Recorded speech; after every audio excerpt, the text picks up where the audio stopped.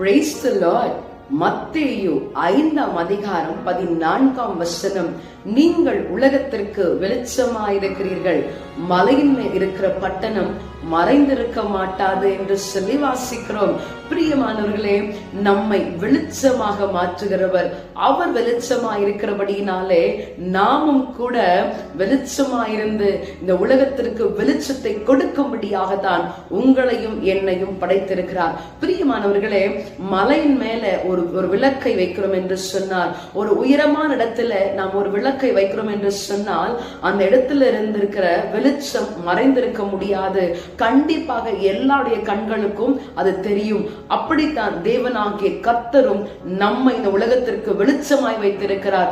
உங்களையும் என்னையும் இந்த ஜனங்கள் அறிந்து கொள்ளும்படியாக, நம்முடைய மகிமையை தேவன் வெளிப்படுத்தும்படியாக நம்மை வெளிச்சமாக வைத்திருக்கிறார்.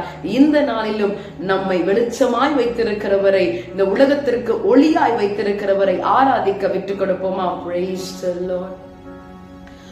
உலகத்தின் வெளிச்சம் நீ, எழுந்து ஒளி வீசு, மலை மேலுள்ள பட்டணம்,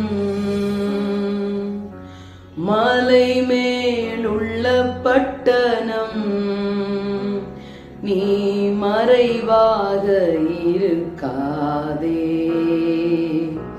நீ மறைவாக இருக்காதே.